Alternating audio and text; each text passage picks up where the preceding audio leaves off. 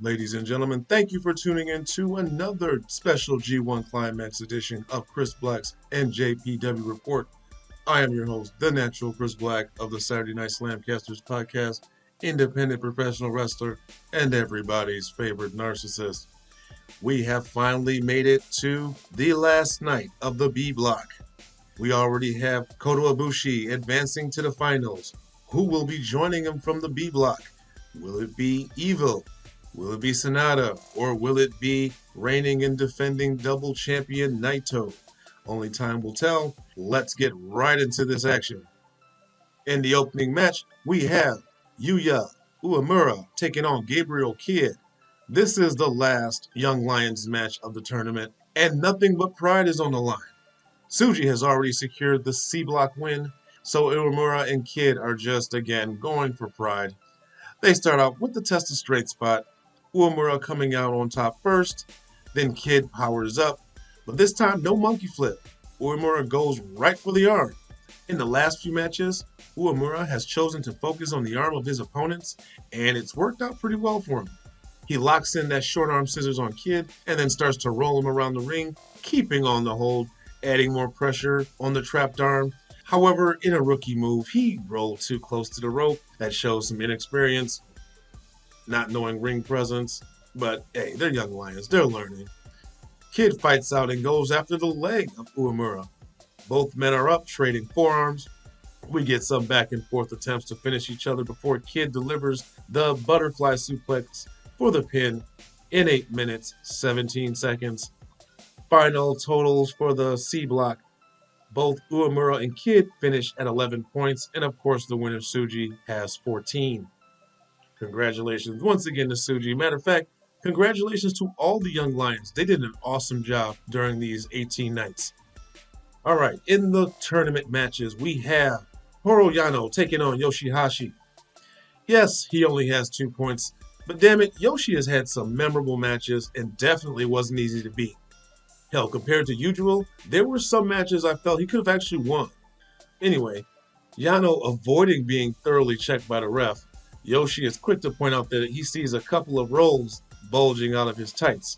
Yano does a lot of jaw jacking, but he does remove the roll's tape. They start trading some shots. Yano runs and tries to take off one of the turnbuckle pads. Yoshi grabs the pad and hits Yano with it. Now they start to have a pretty decent match, with the fight spilling to the outside. Yoshi is thrown into the barricade. Of course, there's a little sanitizer used. Yoshi pulls out tape out of his trunks. It tapes his bow to Yano through the barricade, trapping Yano. But Yano is able to wiggle his way out and beats the count at 19. However, he is still connected to the staff, so he has to free himself. We get some low blow attempts, but Yoshi is able to roll up Yano for the 3 count in 6 minutes, 10 seconds. Decent match, not too many shenanigans, and I love it when Yano gets a taste of his own medicine. In the next match, we have Juice Robinson taking on Hiroki Goto. Right away, these two start trading forearms, Goto taking Juice down with the shoulder tackle. Juice then goes after the arm of Goto, which has been a target throughout this tournament, does a plancha to the outside on top of Goto, throws him shoulder first into the post, but he manages to beat the count out. Juice pounces on him once he gets back into the ring, going right after the arm. Goto manages to fight back with a backdrop suplex, but that doesn't last long as Juice goes right back to the arm, nailing a cannonball in the process.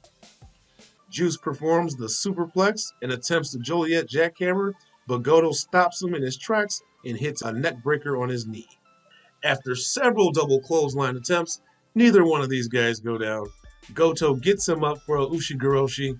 We have a lot of reversals to Pulp Friction and the GTR, but neither one hits. I'm thinking Juice may need a new finisher. The Pulp Friction is way too escapable. He hits a left hand of God, drills a second, and finally delivers the Pulp Friction for the win in 12 minutes, 8 seconds. So, I guess the Pulp Friction does work. It just doesn't work without a left hand of God first. But congratulations, Juice Robinson. In the next match, we have Hiroshi Tanahashi versus Zack Sabre Jr. And of course, these two are no strangers. Zack seems to be a bit more cautious when going after Tanahashi, and he's not being as cocky as usual.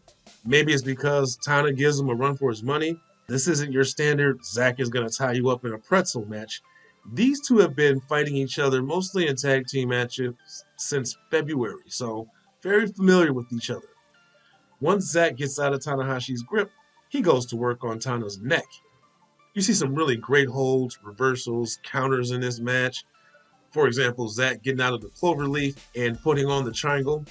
Majority of this match has been on the mat. There's no running the ropes, no shenanigans, no high spots, no blatant cheating, and this match is still great.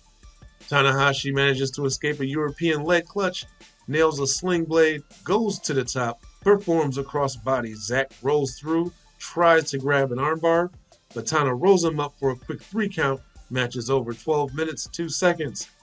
Pissed off, Zack tries to go after Tanahashi, but that's quickly broken up.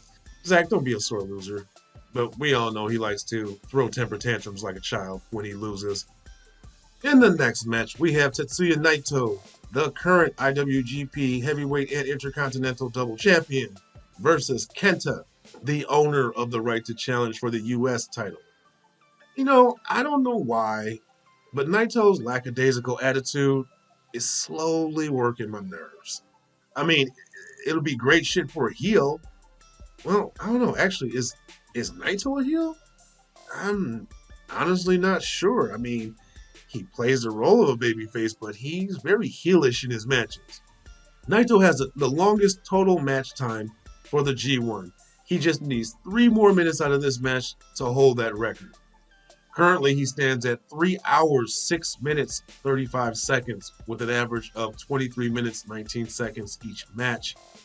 And again, Naito's taking his sweet time. Just fucking get him, Kenta.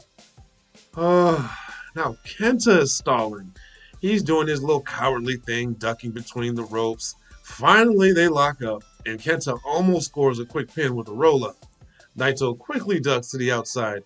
Now they actually start some wrestling. Naito is getting the better of the exchange. Kenta ducks out, grabs the briefcase, but when Naito tries to grab him, he shoves the ref out of the way and then gets nailed in his big old lackadaisical head with the briefcase. Now we have Kenta in control, who starts working over the neck shoulder area of Naito. But Naito's no scrub. He mounts a good comeback, slapping on that leg full Nelson of his, which Kenta has to get to the rope to break the hold.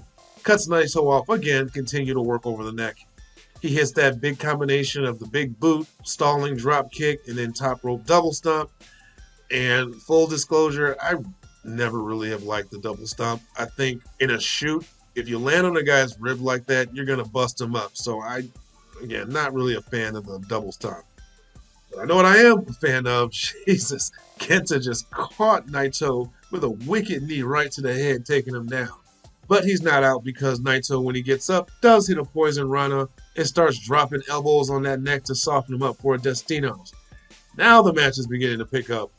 Naito reverses a go to sleep into a Destino as we move towards the 20-minute mark.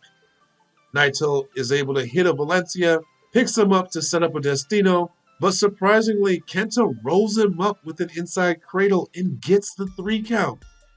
Match is over 21 minutes and 6 seconds. I really didn't expect that. Hell, I didn't even consider that as an option or a possibility. Naito is officially out of the tournament, and the tournament now comes down to Evil or Sonata, which just so happens to be our main event and the next matchup. Sonata taking on Evil. You know, I admit there are some entrances that I fast forward through. However, Evil is not one of them. I also don't fast forward through Sonatas, Suzuki, Taichi, Okada, Jay White, or even Bushi, to name a few. Are you getting tired of me complaining about Sonata's gear, his ring gear? Because I'm not. Is anyone actually feeling this gear that Sonata's rocking? Please let me know in the comments if you actually like this new ring jacket and Party City mask. Anyway, when the bell rings, Evil rolls out to bait Sonata to the outside, where it will be an obvious 2-on-1 with Dick Togo on the outside. Plus, Evil can take a draw and still win this thing. Sonata needs to beat Evil, so Evil wasting time is not hurting him. Evil tries to rush him, but it doesn't work, and he gets tossed right back outside.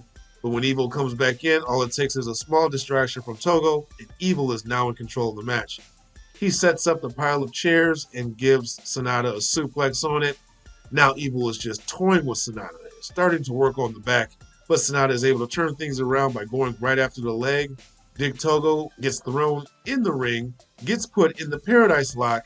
He should have done it on the outside and left him out there to rot. Evil tries to come in, and he gets put into the Paradise Lock right next to Togo. After pandering to the crowd a bit, Sonata drop kicks both of them, releasing them from the hold. Sonata, now in control of the match, nails a beautiful tiger suplex, locks on the skull end, takes him for a swing, lets him go, goes for the moonsault, but misses. Evil regains control after throwing Sonata into the exposed turnbuckle twice, followed by a nasty backbreaker. He sets him up for the superplex, and that just destroys Sonata back when it lands. He puts on the sharpshooter, and Sonata has to crawl to get to the ropes. Evil picks him up for a Darkness Falls and nails it for a close 2 count. We are now getting close to the 20-minute mark. Evil attempts a Everything is Evil. Sonata reverses it, attempts his own Everything is Evil. Evil slips out and Sonata picks him up, nailing a TKO, locks back on the skull end, takes him down to the ground. As soon as he feels Evil is done, he climbs to the top rope, delivering 2 moonsaults, but when the ref is about to count 3, Dick Togo pulls him out. Goddamn Dick. He grabs a chair and nails Sonata with it. Dude, Homura, who's at ringside, get off your ass and help Sonata. Himuro Takahashi eventually does get into the ring and takes out Dick Togo, but is low-blowed by Evil. Togo and Evil then hit a magic killer on Himuro, putting him down. Togo throws the ref back in. Sonata avoids a charging Evil, who takes out Dick Togo on the apron and gets a quick Okano roll for the 3. Sonata over 27 minutes. And your B block winner advancing to the finals to challenge Kota Ibushi is Sonata. So I might have been wrong about my A block predictions, but I always said that I felt Sonata was going to win from the beginning. Obviously, match of the night, I'm going to have to give it to Sonata versus Evil. This has been a match I've been waiting to see ever since Evil turned on LIJ. It didn't disappoint. It was dangerously close to being overbooked towards the end. I could have done without a lot of the interference. Probably should have been more of a straight up and down match, especially if Evil was going to lose. You know, the story being he lost because he didn't cheat. But it is what it is. Sonata's the winner. Can't be upset about that. And him taking on Kota Ibushi is going to make for one hell of a final. But that does it, folks. We are now done with the G1 Climax A and B block parts of the tournament. All we have left is the finale, which is tomorrow night. I cannot wait. If you've enjoyed these reviews, please go ahead and hit that subscribe button. Ring that notification bell so you are alerted whenever new episodes are uploaded. You can also follow me on social media. Links are in the description. That'll take you to my Facebook, Instagram, as well as my Twitter. And while you're at it, won't you show the Saturday Night SlamCasters some love? Links are also in the description. That'll take you to the podcast, our YouTube channel, our Facebook page, and our Facebook group. Once again, I want to thank you for tuning in to another edition of Chris Black's NJPW Report, and I will see you next time when we are going over the finals. Come get slammed.